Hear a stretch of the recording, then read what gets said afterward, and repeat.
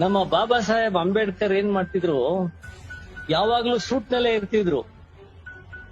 ಅದಕ್ಕೆ ಒಂದ್ಸಾರಿ ಅವರು ತಮಿಳ್ನಾಡಿಗೆ ಬರ್ತಾರೆ, ಚೆನ್ನೈಗೆ.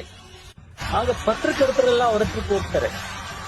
ಏನ್ ಸ್ವಾಮಿ, ನಿಮ್ ಜನ ಸ್ಲಮ್ ನಲ್ಲಿ ವಾಸ ಮಾಡ್ತಾ ಇದಾರೆ, ನೀವು ಸ್ಟಾರ್ ಹೋಟೆಲ್ನಲ್ಲಿ ಸೂಟ್ ಹಾಕೊಂಡು ಇಲ್ಲಿದ್ದೀರಿ.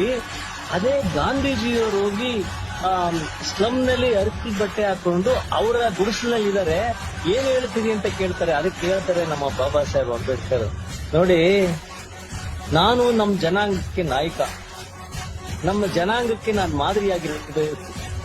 ಯಾರು ಗಾಂಧೀಜಿಯವರು ಅರ್ಕಲ್ ಬಟ್ಟೆ ಹಾಕೊಂಡು, ಒಂದು ತುಂಡು ಬಟ್ಟೆ ಹಾಕೊಂಡು ಗುಡಿಸ್ಲಲ್ಲಿ ಹೋಗಿ ಇದ್ರೆ ಅವಾಗ ಏನ್ ಹೇಳ್ತಾರೆ, ಗಾಂಧಿ ಇಂತ ದೊಡ್ಡವರೇನೆ ಇದಾರೆ, ನಾವು ಏನ್ ಹಿಂಗೆ ಇರ್ಬೋದು ಅಂತ ಹೇಳ್ತಿರ್ತಾರೆ.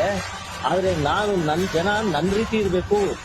ನಾನು ಅದಕ್ಕೆ ಯಾವಾಗ್ಲೂ ಊಟ ಹಾಕ್ತೀನಿ. ಯಾಕೆ ಅಂತ ಅಂದ್ರೆ ನನ್ ಜನ ನನ್ನನ್ನ ಅನುಸರಿಸ್ಬೇಕು. ನನ್ ಜನ ಮತ್ತೆ ಸ್ಲಮ್ ನಲ್ಲಿ ಇರಬಾರ್ದು, ಅರ್ಕಲ್ ಬಟ್ಟೆ ಹಾಕಬಾರ್ದು ಅಂತ ಹೇಳ್ತಾರೆ. ಅದಕ್ಕೆ ನಾವೆಲ್ಲ ಅಂಬೇಡ್ಕರ್ ಫಾಲೋವರ್ಸ್.